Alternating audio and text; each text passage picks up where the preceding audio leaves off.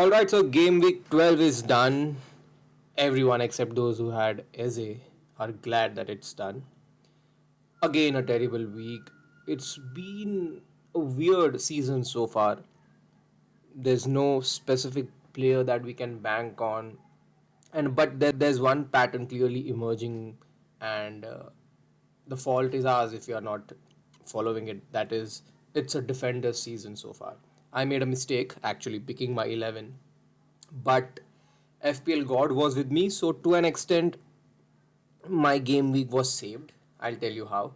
So I sold Reinders and got in Garnacho, who didn't start, and Semenyo I started him because there were doubts, and the manager wasn't clear whether he's going to play or not. So I anyway started him, but Semenyo didn't play, and luckily Garnacho didn't get a single.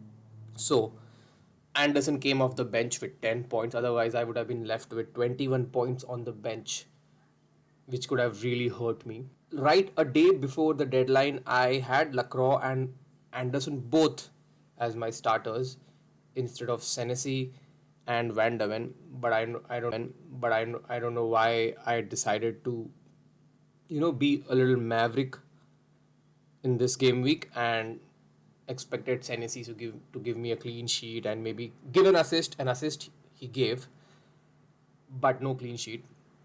And Van der Ven, I expected Arsenal versus Spurs to be a better match at least, and a match that would include a lot of set piece goals, considering how both teams play. But Spurs didn't turn up, unfortunately, and Van der Ven gave me 0 points, so that was a bad decision. I could have easily had those 11 points. I thought Crystal Palace would go in Crystal Palace's favor, but I expected Wolves to at least score one, maybe because it was Rob Edwards' first match as manager and Wolves were playing at home. So I hope that new manager luck would rub on Wolves and they would at least score a goal. But Crystal Palace are too good defending, and I was wrong. I should have played it safe. And I guess the mantra for this season is play it safe. Don't go for what you would want in a match. Go for what you think is the most predictable and then stick with it because then it hurts a little less. So in defense, I had Senesi, Timber, Van der Ven, and Anderson, who came off the bench and gave me points. Timber, he's been Arsenal's best player, I guess, and he gave an assist. I'm glad that Arsenal didn't get a clean sheet because doubled up. So I was a little happy that Arsenal didn't get a clean sheet because then it makes Timber a differential because he got an assist and that's why I have 5 points. Sanchez, Chelsea were good as expected and they kept a clean sheet. Sanchez is proving to be a good goalkeeping option because no one rated him, myself included, because how unpredictable and inconsistent Chelsea's defense is. But they were good, and he gave me 6 points that I expected out of him. In the midfield, I had Minte, Garnacho, Mbuomo, and Semenyo, but Semenyo didn't play. Man United were disappointing. I mean, who would have expected for them to lose at home against 10 men Everton? Mbuomo could have scored. He always gets on those chances, but it was not his day. So that's okay because he's not a problem. So not a problem yet. Grealish, again, an unfortunate incident happened. I don't really think that was a red card. I don't know what the referee and the VAR they saw. And when you're down to 10 men, you don't expect your player to score. And that's what happened. I don't know whether I would stick to Grealish for another week, but I don't have enough reason to remove him as well because he's again involved in the attack of Everton, and there is no specific player, no wouldn't want to go for right now.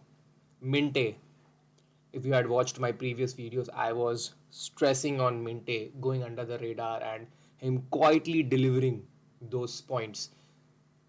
He saved my week. He gave me 11 points, 2 assists. He is the guy who's involved in Brighton's attacks, and especially when they're playing at home. So again, he's. I don't think after this week he'll be a differential, but he's someone who's there always. So I guess he'll be a good pick if you're looking for a midfielder. If you don't have him, he's a good value pick as well. Let's move on to the forwards. Jao Pedro, Haaland, Mateta. What a disappointing week for the forwards. We expected it to be tough for Haaland at St James's Park, but City were really poor. Just when we thought that City are getting back to their best, they lose a match. They are too Haaland dependent, so I don't know what to do with City. But yeah, not to worry because Haaland is still in his best form. So, but that was disappointing. And let's talk about Mateta now. The problem with Mateta is the easier the chance, more nervous he gets. And if you look at his points and his performance throughout the season, he's not consistently scoring goals. He scores 2 goals, then 3 goals, and then you look at the overall points.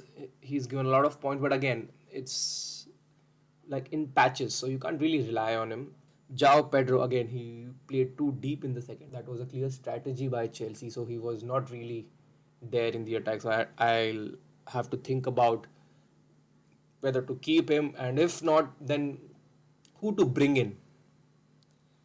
Garnacho, that was the only transfer I made, and didn't hurt me because he went to the bench and Anderson came in.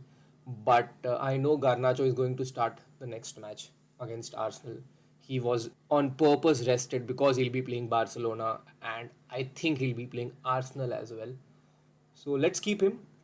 Let's see what happens. So if you look at my points, I have points, which is above average, but not really a great tally. But on the positive note, I have two green arrows, my overall points and my overall rank. And but on a positive note, I have a green arrow. Despite it being a low scoring week, and I guess Anderson having Minte was really the difference, because of which my rank improved. Celebrate if you had Eze, because I don't think many of you did. And now that he's scored a hat trick, people will bring him in, but I would still wait to watch. And it hurts to see Lacroix on the bench staring at me with those 11 points. Uh, I think the biggest takeaway from this game week is don't overthink, don't over strategize. Go for a solid then think about whether the defender will give you attacking points or not. In the midfield, again, go for value midfielders. I warned against getting in Bruno, because Bruno, again, you can't really trust United. He plays deep, he takes those shots. If it goes, then great for you, but he's not really there. Mbuemo is the only one who's always there for United, and even if they're performing poorly, he'll still get those goals, I guess. So we can keep him until AFCON. And in my next video, I'll also discuss the forward situation, because apart from Haaland, no one else really looks good. It's not really been a forward this season, except for one guy actually, who is Welbeck. I'll have to look at him, and because he's quietly again like Minte in the midfield, Welbeck conversion rate is the best for strikers this season, so we'll have to look at him. So I'll come back with a new video where I'll be discussing game week 13 tips and strategies. I might also come back with a free hit draft, and I might use my free hit as well in game week 13. Like, share and subscribe to Sports Pub.